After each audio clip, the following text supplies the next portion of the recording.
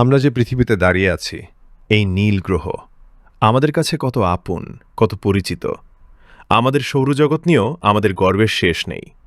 একটি সূর্য, ৮টি গ্রহ, কোটি কোটি গ্রহাণু আর ধূমকেতু নিয়ে যেন এক সাজানো সংসার।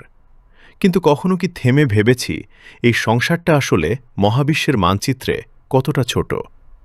পৃথিবী থেকে সূর্যের দূরত্ব প্রায় ১৫ কোটি কিলোমিটার।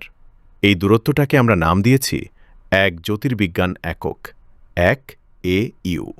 ইউ আমাদের পুরো সৌরজগতের বিস্তার প্রায় ১০০ AU। শুনতে বড় মনে হয়, তাই না?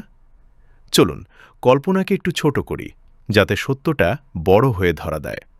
ভাবুন, পৃথিবী যদি হয় আপনার হাতের মুঠোয় থাকা একটি ছোট মার্বেল, তবে সূর্য হবে একটি বড় বিচ বল। এই স্কেলে সূর্য থেকে পৃথিবীর দূরত্ব হবে মাত্র ২৬ মিটার, একটু হাঁটার পথ। আর সৌরজগতের শেষ প্রান্তে থাকা নেপচুন, সে দাঁড়িয়ে থাকবে প্রায় ৮০০ মিটার দূরে। এখানেই কি শেষ? না, এখন আসছে সেই অংশ যেটা শুনলে বুকের ভেতর হালকা কাঁপন ধরে। এই একই স্কেলে আমাদের সবচেয়ে কাছের নক্ষত্র প্রক্সিমা সেন্টাউরি জানেন কোথায় থাকবে? প্রায় ৭,০০০ কিলোমিটার দূরে। হ্যাঁ, আপনার হাতে থাকা মার্বেলটি যদি ঢাকায় থাকে, তবে আমাদের নিকটতম নক্ষত্রটি থাকবে লন্ডনের কাছাকাছি। এই শূন্যতার নাম মহাকাশ। এবার একটু বড় করে ভাবি। আমাদের সৌরজগৎ কোনো কেন্দ্র নয়, এটি হল মিল্কি ওয়ে গ্যালাক্সির এক প্রান্তে থাকা একটি ধূলিকণা মাত্র। এই মিল্কি ওয়েতে রয়েছে সূর্যের মতো বা তার চেয়েও বড় প্রায় ১০০ থেকে ৪০০ বিলিয়ন নক্ষত্র।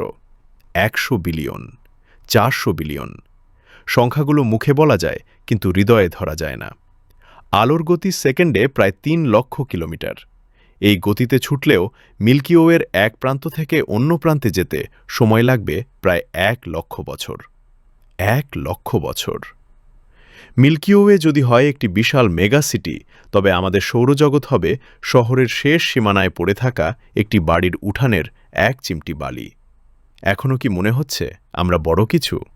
থাকুন, এখনও শেষ হয়নি। পর্যবেক্ষণযোগ্য মহাবিশ্বে আমাদের মিল্কি ওয়ের মতো ২০০ বিলিয়ন থেকে ২ ট্রিলিয়ন গ্যালাক্সি রয়েছে। হাবল টেলিস্কোপ আকাশের পিনের মাথার সমান ক্ষুদ্র একটি বিন্দুর দিকে তাকিয়ে খুঁজে পেয়েছিল প্রায় ১০,০০০ গ্যালাক্সি। একটি বিন্দুতে ১০,০০০ গ্যালাক্সি। পর্যবেক্ষণযোগ্য মহাবিশ্বের ব্যাস প্রায় ৫৩ বিলিয়ন আলোকবর্ষ। এই বিশালতা অনুভব করার মতো করে আমাদের মস্তিষ্কেই তৈরি হয়নি। আমাদের মস্তিষ্ক তৈরি হয়েছে কয়েক মিটার দূরত্ব বুঝে বাঁচার জন্য, কয়েক কিলোমিটার চিনে পথ চলার জন্য। ট্রিলিয়ন, কোয়াড্রিলিয়ন, ১০⁻২৪ এই সংখ্যাগুলো আমরা খাতায় লিখতে পারি, কিন্তু অনুভব করতে পারি না।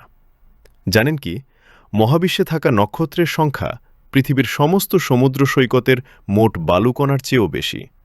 এই বাস্তবতার সামনে দাঁড়িয়ে মানুষ আসলে কি? কার্ল সেগান বলেছিলেন, আমরা নক্ষত্রের তৈরি উপাদান দিয়ে গড়া। মহাবিশ্ব নিজেই নিজেকে চেনার জন্য আমাদের মতো প্রাণ সৃষ্টি করেছে। এই অসীমতা আমাদের দুইটি গভীর সত্য মনে করিয়ে দেয়। প্রথমত, মহাজাগতিক স্কেলে আমরা ধূলিকণার চেয়েও ক্ষুদ্র। আর দ্বিতীয়ত, এই ক্ষুদ্র ধূলিকণায় বসেই আমরা ৫৩ বিলিয়ন আলোকবর্ষ দূরের রহস্য ভেদ করছি।